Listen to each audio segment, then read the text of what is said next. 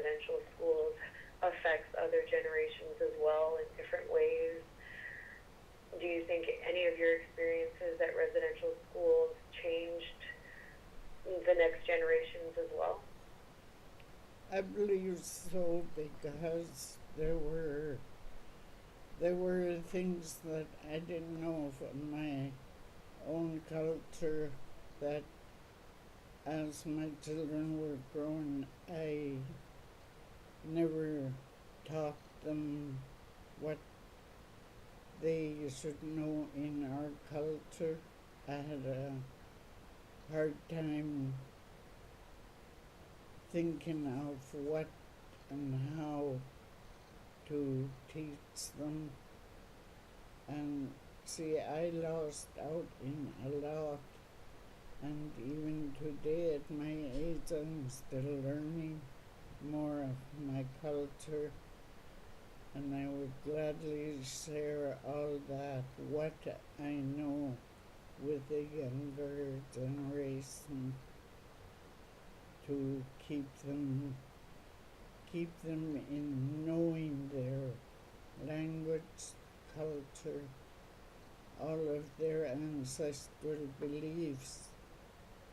I try to pass that on to my grandchildren and their children now, because I cannot get over the fact that my mother never had a chance. She was not given a chance to do that for us.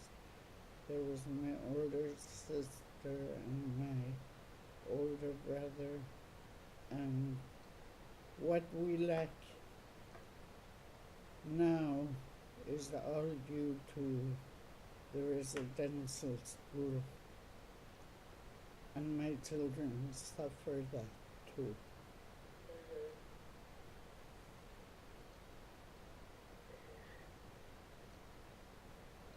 Yes, okay. So just looking at the biggest thing that, I mean, and me being in university and, leaving home and being out and really seeing the amount of racism there still is out there. And how do you feel about, well, talking about the drunken Indian, how does that, do you think that ties into residential school experiences for Aboriginal people, or how that's misconstrued by the greater population?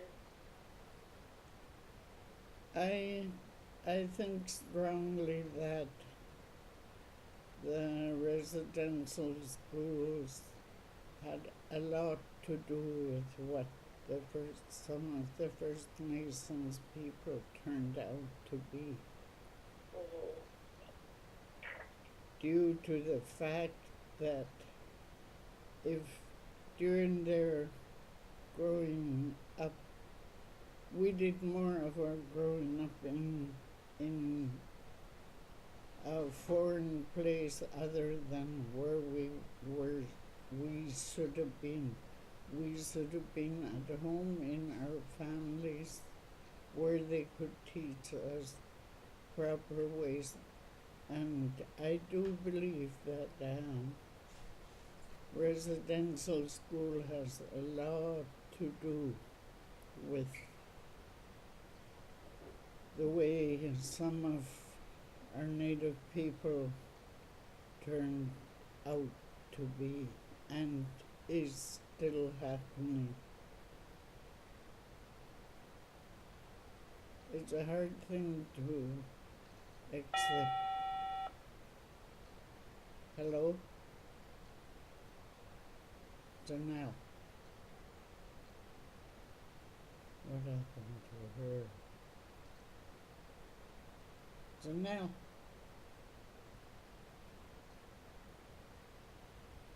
Time's up.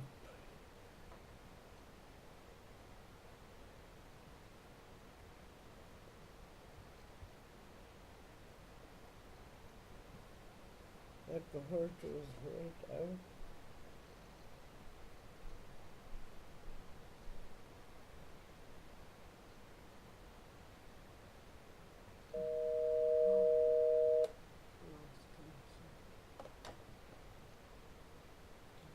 end it.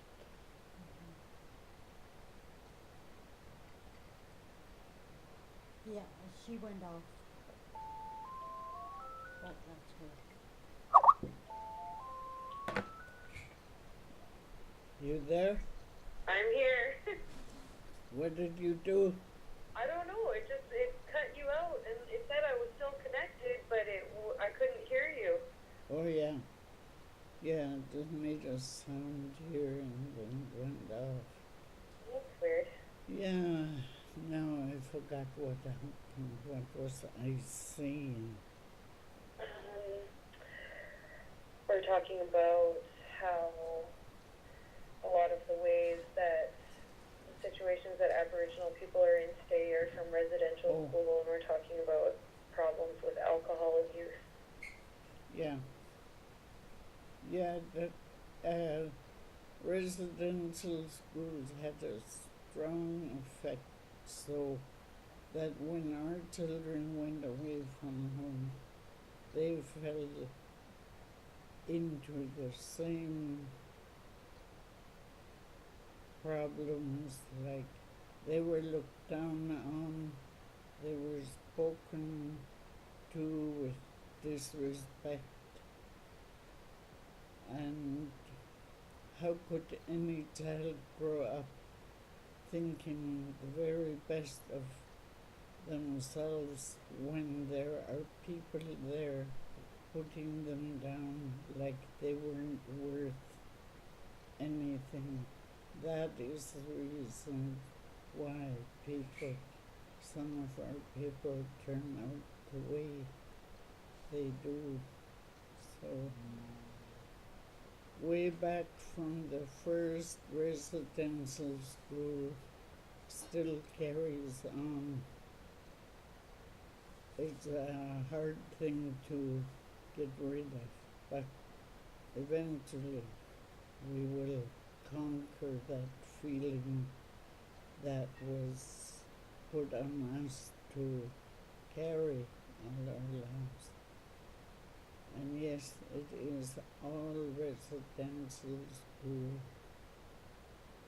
that brought all this misery, I might say, from generation to generation. We hardly thought of ourselves as equal to other people because we were taught to believe that. So we still got a long road to try and get rid of that feeling, but we will someday.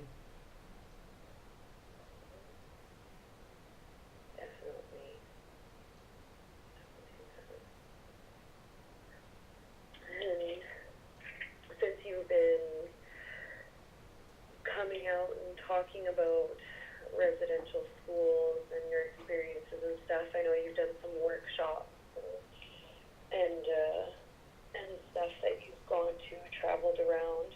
How does it feel going around and sharing your story with different people around to help them understand? It's really a hard job. It's heartbreaking to have to repeat the story over and over so that others could understand what it was really like. But it can't seem to sink through that we did suffer a heck of a lot during our growing up days. But there are a lot who are determined to get out of that feeling and be as equal to anybody as they possibly could get. Mm-hmm.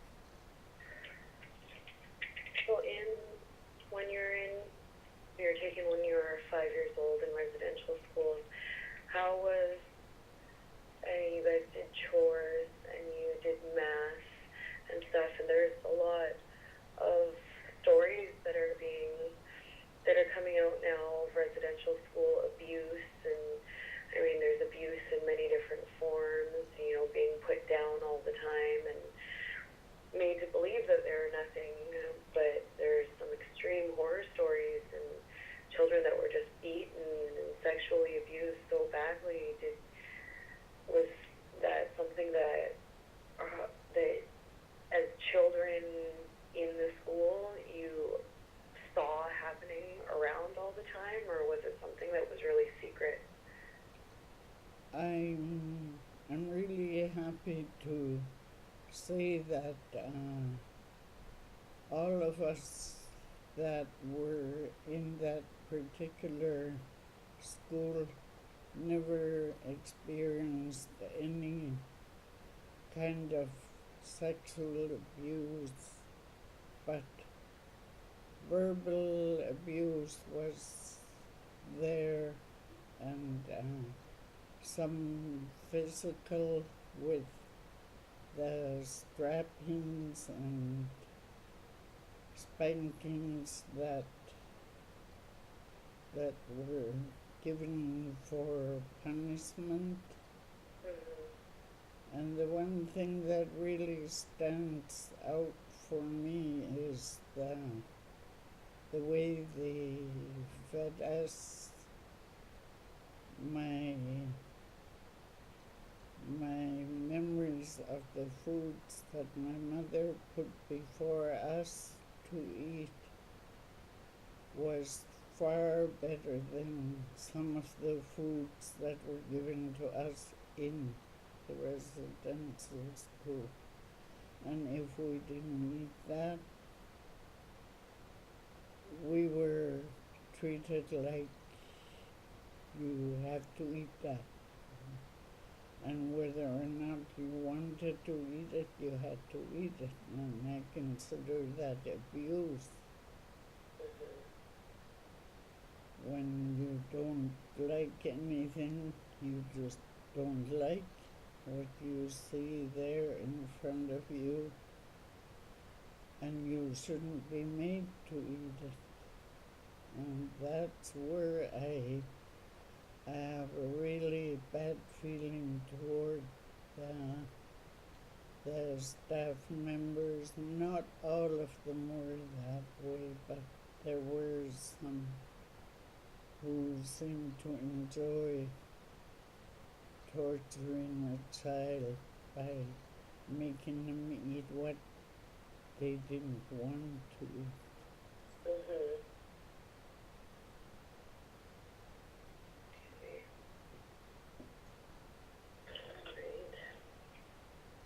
I don't know where they got their cokes, but What's that? I don't know where they got their cokes, but they sure weren't good. Yeah. So when you left, when you finally got to go back home, did your sister get to go home with you? Yeah, yes, it did. So you guys went at the same time? Yeah. She was a year earlier than I was because she was quite able to understand the Kamchiwa, and she was a big help to me when I went.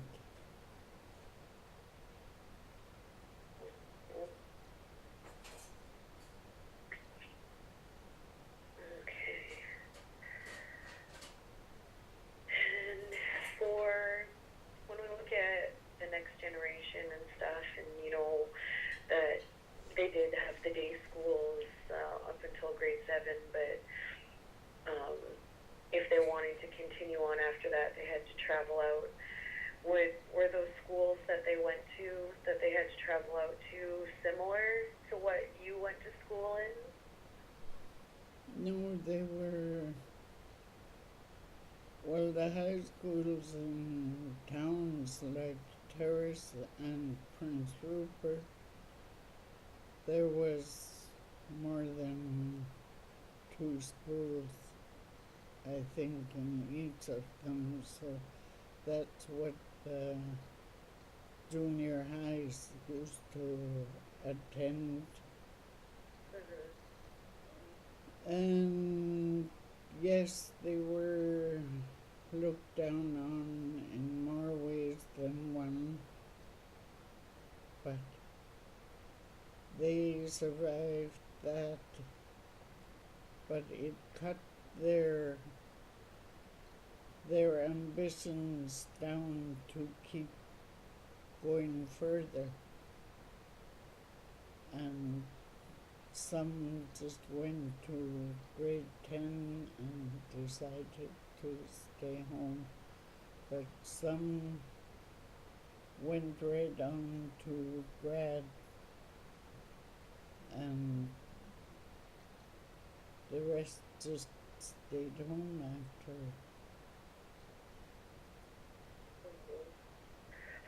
So we do see a lot now. I mean, in our generation that's coming up, there's a lot more going to university and doing outside the village, and it's hard looking at a comparison between what's is it better to go out and get that university degree in education, or to and stay home in your home village close to family and continue to participate in cultural life?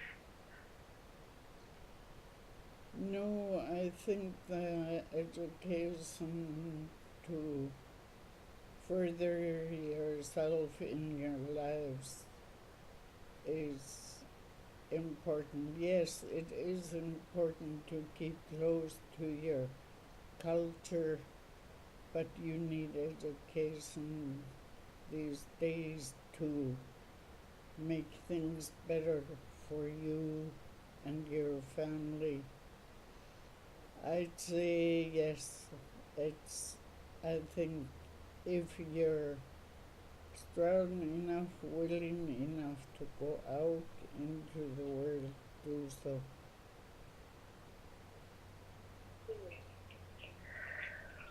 Well, that's what I'm doing, Gigi. I know. I know, and I'm so very proud of you. I love you, Ginge. I don't want to keep you up too late. We've gotten about 45 minutes here. I've got lots of notes, and I can transcribe. We can have another talk earlier in the day next time, so it's not so late for you. Okay. But yeah, we can try. I don't know if are you still staying? Are you staying home from school tomorrow?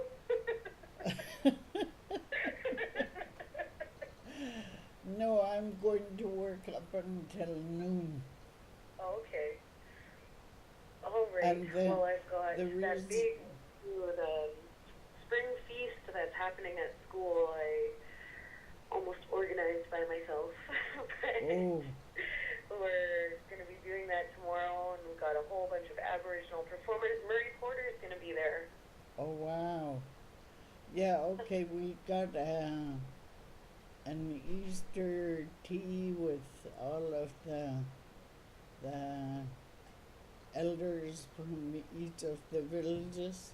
They'll Mhm. be all coming to Greenville, so I'm only working up until 12. Oh, that's cool. That's really neat. Yeah. Is Auntie Roberta baking for it? No, she's fast asleep, I bet you. It's Oh, I miss sponsored. you, Gigi. It's sponsored by the Niska Valley Health. Oh, cool. Oh, that's neat. Well, I'm going to transcribe these notes, and I don't know what time you're going to be done tomorrow, but maybe earlier in the evening, around 5 o'clock or 6 o'clock, we can have another talk if we can make it work again. Okay. I'm gonna. Tracy and Craig are not gonna be here tomorrow. Okay. Yeah, so. Well, we could, let me think. I'll try. Oh, Pam's going to be home tomorrow, she said. Oh, okay. Yeah, she said she'll be back in the village for tomorrow. So I'll Facebook her and see if we can set it up. If we're having the same issues with her Skype, we can just do the same thing that Auntie Tracy did tonight Okay. for us. Okay, I think Okay. we owe Andy Tracy time on his phone. Yes, we do. Oh, well, I'm very grateful. I was panicking that I needed to get some stuff in here for my project. What is I'm it? almost done, Gigi. I can see the light at the end of the tunnel. Great, great. Um, what do you think of it? Is it good enough? Yeah, well, I'm going to go through this, and basically what I do is I take the notes of stuff that we talked about and whatever, and match it up with some of the themes and in my, in my paper, and yeah, it just kind of all comes together near the end. So there's lots, we talked about lots today, and we can I'll get together some more, prepare some more topics and stuff for different areas that we can talk about. Or if there's things that you think about that you want to talk about, experiences that you see that impacted you, or you see impacted your children or your grandchildren, then we can talk about that too. Okay. Okie dokie. So I will contact Pam about doing that tomorrow evening, and then I will give you a call again. What time will you be done with your tea luncheon thing? I will. 1:30. Okay.